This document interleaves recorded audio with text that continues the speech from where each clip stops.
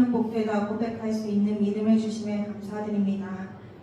세상의 기준과 환경 때문이 아니라 우리를 구원하시고 붙드시는 주님 때문에 우리의 삶이 복된 삶임을 기억하게 하여 주시옵소서. 때로는 삶이 흔들리고 마음이 지칠 때에도 하나님께서 우리를 선한 길로 인도하신다는 사실을 신뢰하게 하시고 작은 일상 속에서도 은혜를 발견하는 감사의 사람이 되게 하여 주시옵소서. 우리의 삶의 주인이 오직 예수 그리스도이심을 잊지 않게 하여 주시고 세상에 흔들리기보다 주님의 뜻에 순종하며 살아가게 하여 주시옵소서. 내 계획과 욕심보다 하나님의 때를 기다릴 줄 아는 믿음을 허락하여 주시길 원합니다. 어떠한 자리에서도 주님께 속한 자답게 거룩함과 사랑으로 살아가게 하여 주시옵소서. 오늘 드려지는 예배 가운데 성령님이 함께하여 주시고 찬양의 고백이 우리의 삶의 진짜 고백이 되게 하여 주시고 예배를 통해 다시 한번 하나님 안에서 살아가는 기쁨을 회복하게 하여 주시옵소서. 우리를 구원하신 예수 그리스도의 이름으로 기도드립니다. 아멘. 오늘 말씀 창세기 32장 13절에서 32절이에요. 오늘 이 말씀으로 야복강에서 얻은 새 이름이라는 제목으로 나눠보고 싶어요. 창세기 이제 우리가 쭉 하고 있는데 오늘 32장이에요. 그래서 1절에서부터 12절까지의 내용은 이제 야곱이 우리가 지난 시간에 나눴던 아버지 집으로 이제 가는 길 가운데 인생의 최대의 위기를 또 만나게 되죠. 그래서 너무 무섭고 너무 두려워서 이제 하나님 앞에 매달리는 장면이 나옵니다. 20년 전에 아빠도 속이고 또 형도 속이고 그렇게 도망가면서 이제 삼촌 라반의 집에 왔었고 그 20년 동안에 4명의 아내와 11명의 아들 그리고 딸 디나를 얻었죠. 그리고는 이제 하나님이 말씀이 있어서 돌아가는 길에 있습니다. 그런데 야곱의 인생이 어찌 이런지 돌아가려고 하는 이 순간을 또 생각해 보니 라반보다 더 큰 산이 앞에 놓여 있는 거예요. 정말 형 예서는 라반하고는 또 다른 사람이에요. 정말 엄마가 뭐라고 했어요? 그때 당시에 형이 너를 죽일지도 모르니 형의 화가 풀어지면 내가 너를 부르겠다라고 했는데 20년 동안 엄마가 기별이 온 게 없어요. 그래서 정말 생이별을 야곱은 엄마랑 했고 그 20년 동안에 정말 그 두려움 속에 있다가 이제 직면하게 된 거예요. 그래서 그 형의 노가 지금 어느 정도인지 형이 나를 보면 어떻게 할런지 야곱은 예측할 수가 없어요. 너무 두렵고 마음이 어렵습니다. 그러한 상황 가운데에서 오늘의 말씀인 이제 본문을 한번 들어가 보고 싶습니다. 그렇게 한 13절에 야곱이 거기서 밤을 지내고 그 소유 중에서 에서 형을 위해서 이제 선물을 이렇게 택하는 거예요. 그래서 뭐 많아요. 염소니, 양이니, 낙타니 다 준비를 합니다. 황소까지, 나귀까지 이렇게 준비를 해요. 이것은 야곱의 마음이 이렇게 선물을 준비하면 좀 에서의 형의 마음이 누그러뜨려지지 않을까 그러한 뇌물이죠. 말하자면 그러한 마음으로 이제 생각을 했어요. 자기가 엄청 애써서 모은 자기의 재산을 떼어서 형에게 주려고 준비하고 있는 모습이에요. 그것이 15절까지 나오고 16절에 가면은 이거를 나눠서 종들 손에 이렇게 맡깁니다. 그러면서 자기보다 먼저 이 선물을 보내게 해요. 그런 다음에 선물을 보고 자기를 만나면 그래도 혹시 또 형의 마음이 좀 더 자기를 대면할 때 좋게 보지 않을까 하는 야곱의 그 계획이었던 거예요. 그래서 한꺼번에 이 가축을 다 보내는 것도 아니고 이제 화해를 하기 위해서 자기 마음으로 궁리를 하는 거죠. 먼저 한 때를 보내고 또 나누어서 그 다음 때를 또 보내고 또 받고 하면 형의 마음이 또 좀 더 누그러지지 않을까 해서 그렇게 이제 야곱이 계획을 해요. 17절에 가보면요. 그가 또 앞선 자에게 명령해서 형 에서가 너를 만나 형이 이제 뭐냐 이렇게 물으면 이렇게 말을 하라고 주의사항을 줘요. 18절에 주의 종 야곱의 것이다. 그러니까 주의 종, 그 형 에서를 주라고 칭하죠. 그리고 당신의 종이 야곱입니다. 굉장히 겸손한 태도를 보여요. 그렇게 야곱이 이 주의사항을 종들한테 당부를 하고 있어요. 그리고 19절에도 둘째와 셋째와 각 때를 그러니까 또 나누는 거죠. 그러니까 더 자주 여러 번 선물을 받으면 형 에서의 마음이 누그러질까 해서 야곱이 지금 할 수 있는 그 궁리를 하고 있습니다. 그렇게 또 주의 종 야곱하고 그 주의사항을 잊지 않고 얘기해주고 뒤에 야곱이 따라오고 있다. 그 말까지 덧붙이라고 얘기를 하죠. 그러고 나서 20절에 가보면 주의 종 야곱이 우리 뒤에 있다 하리니 야곱이 내가 내 앞에 보내는 예물로 형의 감정을 푼 후에 대면하여 형이 혹시 나를 받아줄까 함이었더라. 이게 야곱의 마음이었습니다. 그래서 두 번째, 세 번째 계속해서 주의사항을 주면서 종들에게 당부를 하고 있는 모습을 보이고 있어요. 야곱의 인생이 참 애처로워요. 안 됐어요. 이렇게 지금 점점긍긍해 하고 있잖아요. 이 형하고 원수지간이 되었으니 이걸 화해를 하고 관계를 풀어야 하는데 이 풀려고 하니 이게 너무 어려운 거예요. 마음이 어려워서 관계가 한번 틀어지고 나면 이게 푸는 게 생각보다 쉽게 안 풀어져요. 우리도 봐요. 남과 북이 이렇게 분단의 아픔을 겪게 되고 나서 우리가 화해를 해야 하는데 쉽지가 않습니다. 하나님이 정말 강권하고 개입하셔서 이 통일이 이루어지지 않고서는 어렵습니다. 그리고 가족 안에도 어떠한 이유로 해서 등을 돌리게 될 때에 이 화해를 다시 하기까지 굉장히 어렵습니다. 화해가 쉽지가 않아요. 우리가 처음부터 잘해야지 어긋난 관계를 돌리는 것이 어렵습니다. 그래서 우리 인간 안에 이렇게 틀어진 부분들, 이게 지금 야곱이 형에게 죄를 져서 그런 거잖아요. 속이고 축복거를 가로챈 것 때문에 형 에서의 마음이 이렇게 상하게 된 거고, 내가 그냥 두지 않겠다 하고 돼서 야곱이 도망을 가게 된 이유로 이렇게 20년이 떨어진 거니, 이렇게 인간 안에 있는 죄 때문에 이렇게 관계가 틀어지는 걸 보면 우리가 스스로 이거를 해결하는 게 너무 어렵습니다. 그래서 예수님이 십자가에서 그렇게 죽을 수밖에 없었던 거예요. 하나님하고 우리와의 관계를 화목히 해야 하는데 우리가 죄인이고 어떻게 할 방법이 없는 거예요. 그래서 그 하나님이신 그분이 그 화해를 시키기 위해서 그분이 스스로 찢겨 그렇게 매달려 죽으신 것입니다. 하나님이 그 야곱을 이 앞에 1절에서 12절 내용을 보면 나타나 주셨고 만나 주셨어요. 내가 너와 함께 하겠다라고. 그렇게 만나준 사건이 있지만 여전히 야곱의 마음이 불안해요.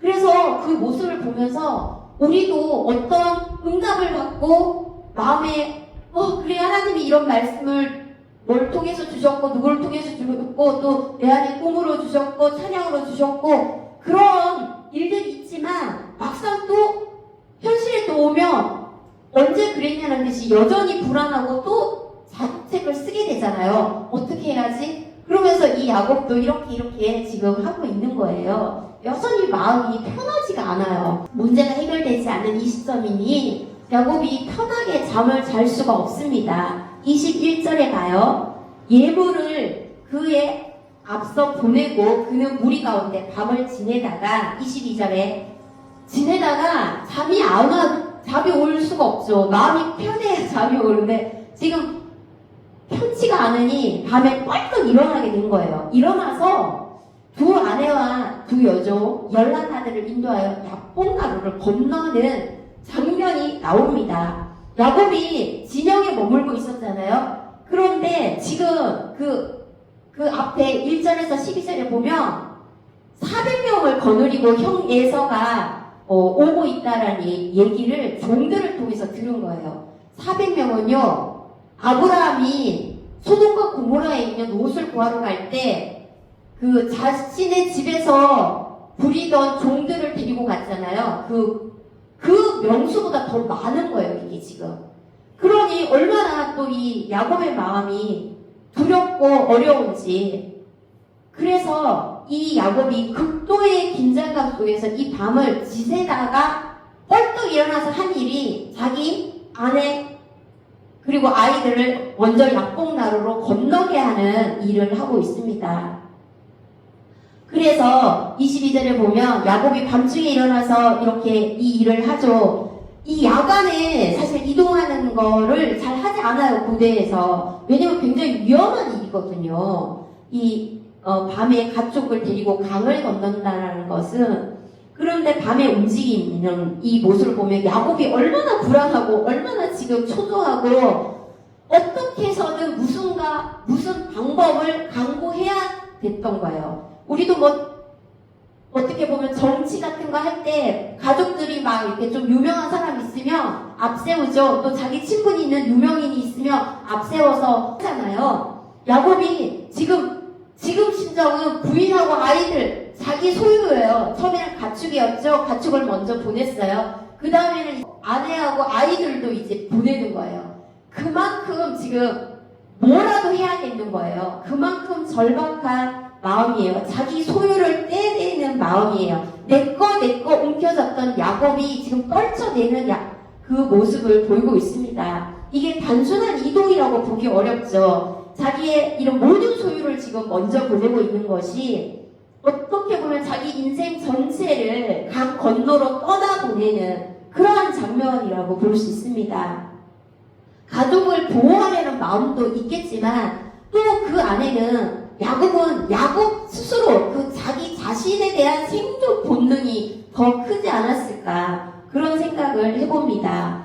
왜냐하면 물질만 지금 선물 보내가지고 될 것 같지 않으니 이제 이들을 보면 형의 마음이 좀 더 누그러지지 않을까라는 생각에 그래 아이들도 보내고 아내도 보내고 이제 할 수 있는 모든 방도를 취해보는 그 모습을 보이고 있습니다. 20년 동안에 그의 마음에 있는 죄책감 또 불안함 그런 것들이 정말 이걸 인간적으로 뭔가 이걸 해결해 보려고 애를 쓰지만 그렇게 하면 할수록 야곱의 근심, 불안은 더 커져만 가요. 그래서 이게 인간이에요. 정말 가진 게 있어도 환경적으로 무언가가 있다 할지라도 그걸로 어떻게 할 수 없는 사람의 마음은 우리가 그걸로 할 수 있을 것 같은데 그렇지가 않기 때문에 이걸 다 내어주고도 지금 불안해요. 할 수 있는 모든 걸 다 했지만 그의 마음 안에 있는 이 근원적인 문제 그걸 해결할 수 없는 거예요. 분명히 하나님이 그 앞서 만나주셨지만 그거 가지고도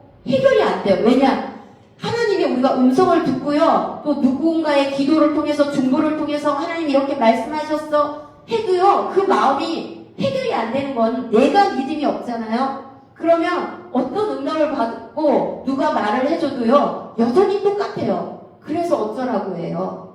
그래서 지금 보이고 있는 야곱이 바로 그러한 모습이죠. 24절에 야곱이 이제 다 떠나보내고 나서 홀로 남게 되었습니다. 24절에 이렇게 홀로 남은 이 장면이 그 중요한 대목이죠. 왜냐하면 인간이 누군가가 있을 때는 자신을 직면하기가 어려워요. 그런데 홀로 있는 그 밤 하나님을 직면하게 되고 대면하게 되는 시간이고 또 홀로 있는 그 시간 야곱 자신도 자신의 내면을 직면하게 되는 시간이 됩니다.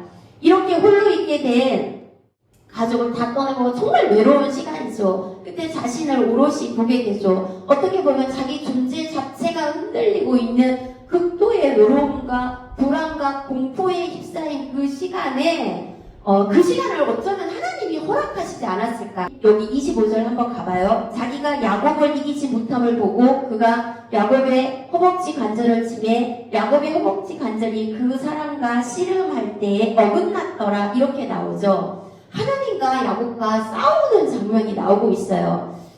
하나님의 사자가 야곱에게 온 거죠. 이때가 가장 그분을 만날 때인 거죠. 우리도 마찬가지예요. 군중 속에 있을 때에 그러한 하나님과의 대면의 사건이 일어나기보다 정말 홀로 극도로 두렵고 힘들고 처절하게 자신과 싸우고 있는 그 혼자인 시간에 하나님을 만나게 된다는 거예요. 그래서 이 대목이 중요해요. 물론 베델에서 하나님의 돌베개 사건을 생각해보면 하나님의 음성을 들었고 만남이 있었습니다. 하지만 그거보다 여기에서의 만남은 또 다른 그거보다 조금 더 한 단계 심화된 만남이죠. 움켜쥐고 살아갔던 그 야곱, 몸부림치고 있던 그 야곱, 외로움과 두려움에 떨고 있는 그 야곱에게 지금 마치 하나님이 야곱아 너 지금 이 상황 가운데 어떻게 할 거니? 또 도망갈 거니? 그렇게 묻고 있는 것 같은 장면이에요. 왜냐면 야곱이 어려운 순간을 만났을 때 했던 반응이 도망치자였잖아요. 밤에 지금 또 비슷한 장면이죠. 밤에 이동을 하고 이 밤에 주님이 하나님의 사자가 어떻게 할 거니? 라고 묻는 것 같습니다. 그래서 이 시간에 정말 하나님께서 찾아와 주셔서 이 야곱의 인생에 개입해 주셔서 야곱이 하나님께서 내가 형 에서를 막아줄게 오지 못하게 너희의 그렇게 말한 것이 아니라 오히려 야곱을 붙드십니다. 야곱의 진짜 문제가 밖에 있는 형 에서가 아니라 지금 내가 말을 해도 너가 온전히 나를 믿지 않는 네 내면에 있는 너의 문제야. 너 야곱의 문제야 라고 말씀하고 있습니다.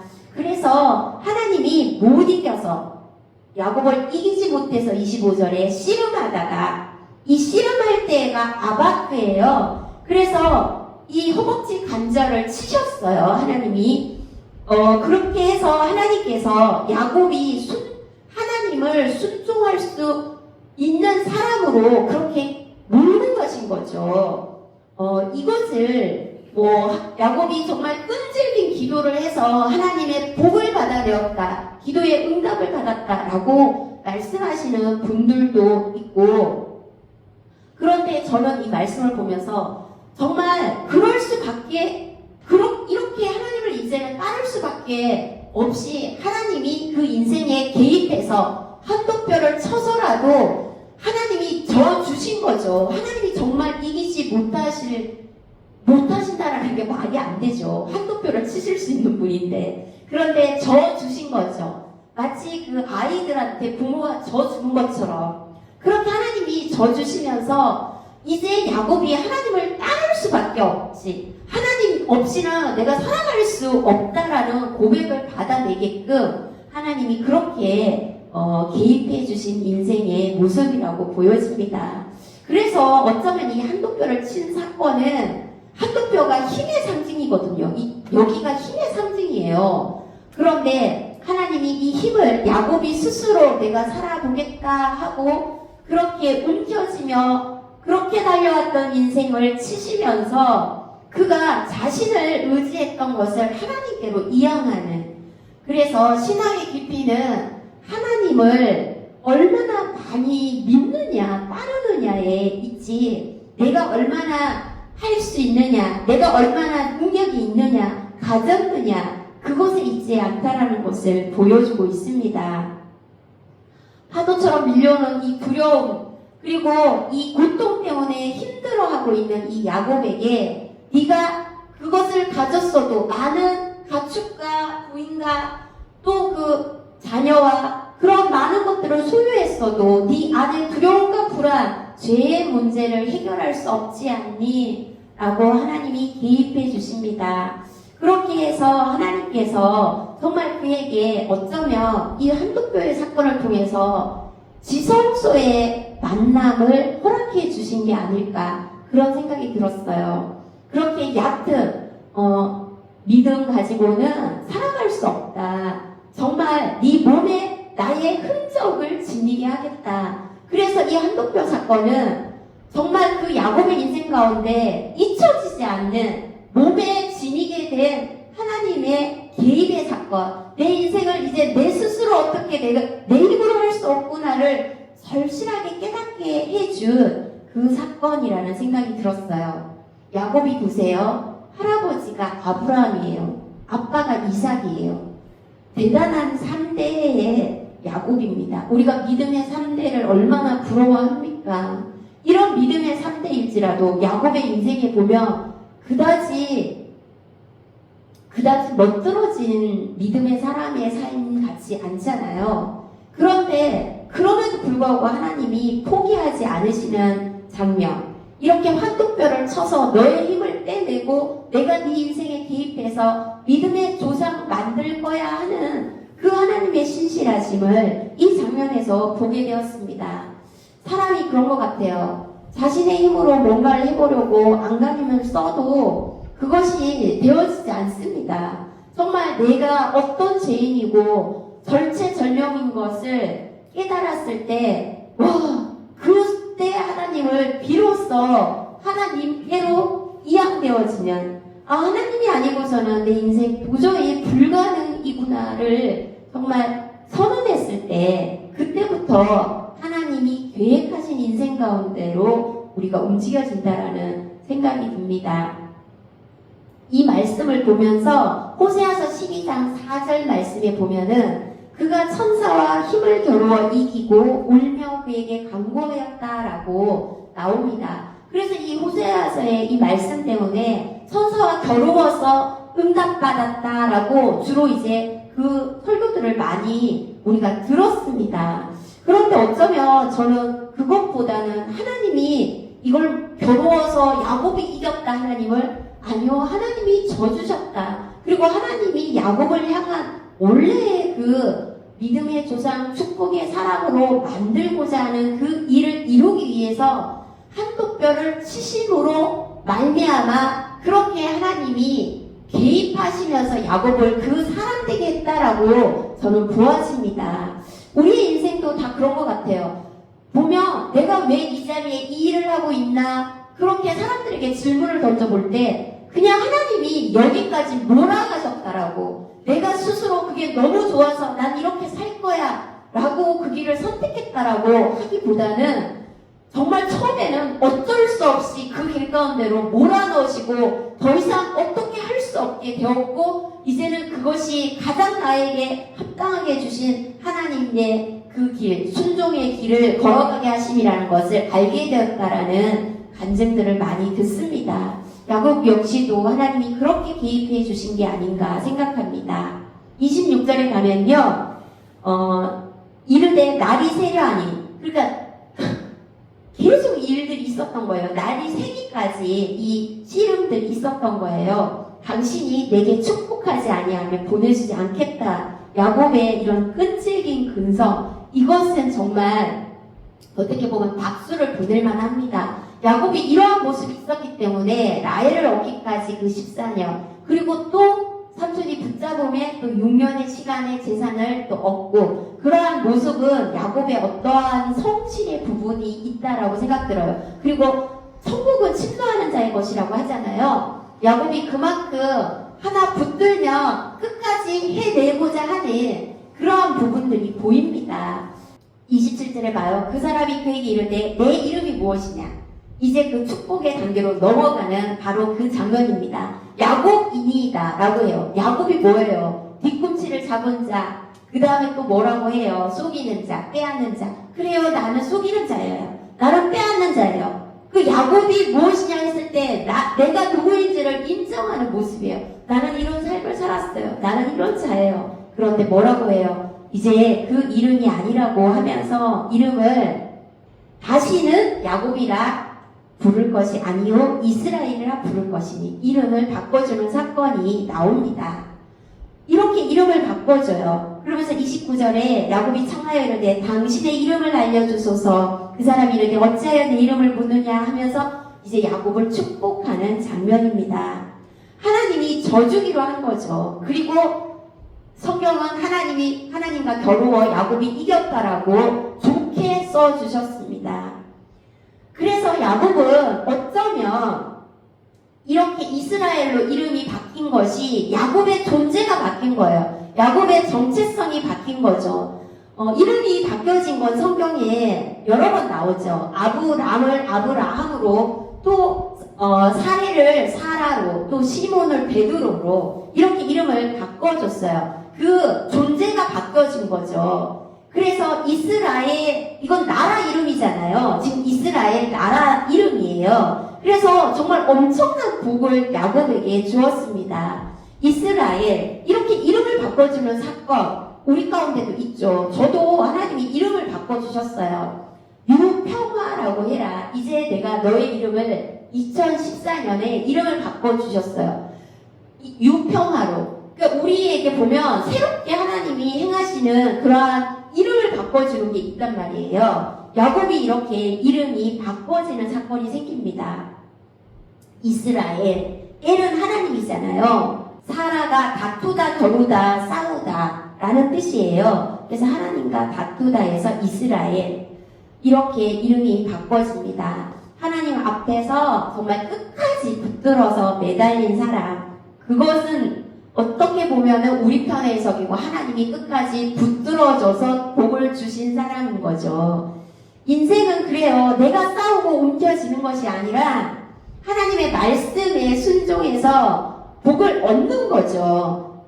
여기에 우리가 보면 뭔가 끝까지 우리가 어떻게 해서든 나무 뿌리라도 뽑아서 끝까지 뭔가 쟁취해서 얻어서 하나님의 복을 얻겠다, 이렇게 물론 해석하시는 분들도 있는데, 저는 그것보다는 우리가 하나님께 붙들린 인생을 살아가는 거. 그래서 하나님께서 우리가 정말 우리의 몸에, 여기도 지금 쩔뚝거리는 야곱이 나오게 되잖아요. 몸에 그러한 하나님이 내 인생에 개입해준 흔적을 가지면서 정말 온전한 게 아니죠. 쩔뚝거리면서 걸어갈지라도 하나님의 그 계획 안에서 걸어가게 되면 그 복을 얻는 것, 그것이 보였습니다.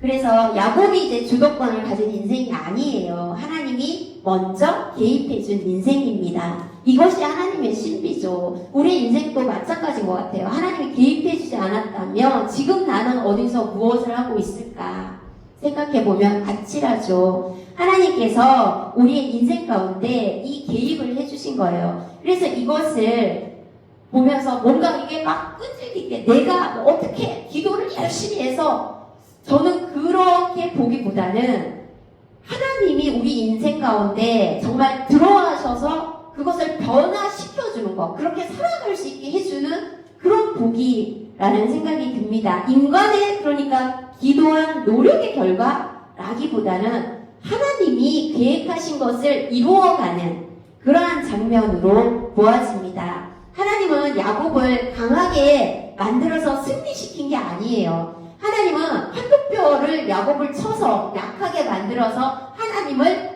야곱이 의지하게 만드셨던 거예요. 우리에게도 보면 하나님이 나를 한없이 약하게 만드시는 구간이 있어요. 정말 아무것도 할 수 없는 자로, 내가 정말 뭘 해보려 해도 안 되고, 그러면서 하나님의 계획 안으로 몰고 가는 것을 경험하게 됩니다. 그래서 이 이김은 정말 하나님의 승리지, 야곱에서 시작된 야곱의 열심의 기도로 쟁취한 승리라는 것으로 저는 보기보단 하나님이 끝까지 야곱을 놓지 않고 그분이 원래 계획하셨던 그 믿음의 조상되는 내가 너를 축복하겠다라는 그 일을 이루어 가시는 하나님의 그 계획으로 보여지고, 30절에 이제 그러므로 야곱이 그곳 이름을 분이엘이라 하였으니 그가 이르기를 내가 하나님과 대면하여 보았으니 내 생명이 보존되었다 함이더라. 그러니까 하나님을 봤는데 지금 생명이 지켜진 거예요. 하나님이 야곱을 죽이지 않고 언약 안에 남겨주신 거죠. 그래서 이거를 하나님이 야곱한테 찾아와서 그 야곱의 옛자 움켜쥐고 빼앗고 그렇게 했던 속이는 그 옛자를 깨트리고 새로운 존재로 만들어준 그러한 사건입니다. 야곱은 이 약복강이 정말 이름이 바뀌어진 곳이었잖아요. 하나님을 대면하게 된 곳, 정말 지성소를 경험하게 된 곳. 그러니까 우리 각 사람에게도 이런 약복강의 사건, 내가 하나님이 내 인생에 개입해서 나를 치신 사건, 그리고 내 이름이 바뀐 사건, 그러한 것들을 우리가 가질 수 있어야겠죠. 그래서 이 밤은 그렇게 고통스럽고 야곱이 정말 도망가고 싶었을 것 같아요. 저는. 왜냐면 그 사람의 기질은 잘 바뀌지 않잖아요. 그런데 그 밤에 도망가지 않고 그 전에 이미 하나님이 개입하셔서 야곱을 그렇게 하나님으로 인해서 살아가는 새로운 밤으로 만드셨던 거죠. 은혜의 밤이 되게. 그래서 우리 인생 가운데도 그런 은혜의 약복강을 만날 수 있기를 바라고, 또 하나님이 찾아와 주셔서 이름을 새롭게 바꿔주는, 존재가 바뀌어지는, 그 김춘수의 꽃이라는 시에도 나오잖아요. 이름을 불러주기 전에는 아무것도 아니었는데 그 이름을 불러줬을 때 의미가 되었다라고. 그러니까 우리의 그 이름이라는 것이 그런 의미가 있는 거죠. 하나님이 그 이름을 통해서 너는 무엇이다, 너는 내 것이다, 내가 너를 무엇이라고 부른다, 그러면서 우리의 존재 가치를 그분이 명명해주는 그 언약 안으로 우리를 들게 해주시죠. 그러면서 31절에 보세요. 그가 분이엘을 지날 때에 해가 돋았고 그의 허벅다리로 말미암아 설었더라. 우리의 모습이에요. 절름발일지라도 해가 돋으면 된 거예요. 그리고 해가 떠올랐어요. 비로소 하나님을 알게 되는 모습입니다. 허벅다리로 절었지만 그 무너진 인생 속에 하나님이 새롭게 세우시죠. 우리의 계획이 무너진 곳에 하나님이 새롭게 세우시고, 우리가 이제 망했다, 끝났다 하는 그 시점에 하나님께서 새롭게 새 아침이 떠오르게 하죠. 해가 이제 떠올랐어요. 그 밤은 너무나 칠흑 같았고 어떻게 될까 너무 두려운 거예요. 왜냐면 에서의 형의 반응을 알지 못하니까. 우리가 인생을 살아가면서 얼마나 두려움이 많아요. 이거 하나 해결되면, 이것만 붙으면, 여기에 들어가면, 저 사람과 뭐 결혼만 하게 되면, 이 아이만 나오면, 뭐 하면, 뭐 집을 사면, 차를 사면, 절대 그걸로 끝나지 않는 두려움이 또 기다리고 있는 걸 우리 너무 잘 알고 있잖아요. 그럴 때마다 하나님 우리 가운데 말씀하시는 것은 그 두려운 밤이 어떤 뭐 때문에 두려운, 너 형 에서 때문에 두려운 거 아니야. 너의 죄 때문에, 그리고 너가 늘 그 상황 가운데서 하는 패턴, 죄의 속성, 속이고 도망가고 그렇게 하는 것들, 그러니까 우리 안에도 우리가 늘 죄의 패턴을 갖고 있는 게 있죠. 그것 때문에 그걸 행하고 또 두려운 거죠. 그 죄가 나를 따라오니. 그래서 아담아, 너가 어디 있느냐 했을 때 아담이 어디 있는지 하나님이 몰라서 아담아 어디 있느냐 그랬겠어요? 너 지금 어떤 상태야? 너 지금 죄를 지어서 두렵지? 라고 묻는 거죠. 예수님도 마찬가지였죠. 너가 낫고자 하느냐? 뭘 당연하죠. 낫고 싶죠. 그걸 왜 물어요? 이것이 다 하나님이 우리 가운데 묻는 게 뭐예요? 하나님이 지금 이 야곱에게도 마찬가지. 이름을 몰라서 물었겠어요? 너 누구냐고, 너 지금 하고 있는 그 일이 무엇이냐고, 너 무엇 때문에 그렇게 살아가고 있냐고, 너 왜 그렇게 두려워하고 있냐고, 왜 울고 있냐고, 왜 다 끝난 것처럼 망한 자처럼 그렇게 있냐라고 묻는 거죠. 하나님은 야곱 안에 정말 그 바깥의 외부의 무엇 때문이 아니라 너 안을 내가 들어가서 내가 너의 안을 만질 거야, 새롭게 할 거야, 네 안에 나로 인하여 살아가는 자로 만들 거야. 그 음성을 들려주시는 거죠. 그것을 들어야 아침이 돋아요. 그러지 않으면 인생이 맨날 밤이에요. 맨날 불안하고 맨날 두려워요. 맨날 어둡죠. 우리가 야곱이 지금 많은 소와 나귀와 양과 그런 재산들, 그리고 뭐 4명의 아내와 11명의 아들과 풍성하게 이루 말할 수가 없음에도 불구하고 그의 내면으로 지금 힘든 거예요.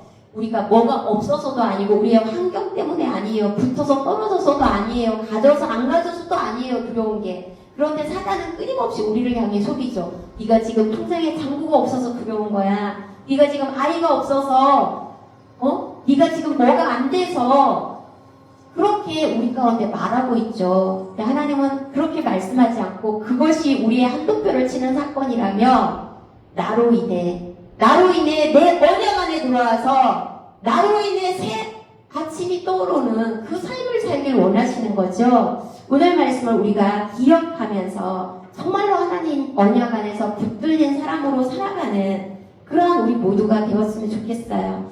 우리 그것을 위해서 함께 기도하시겠습니다.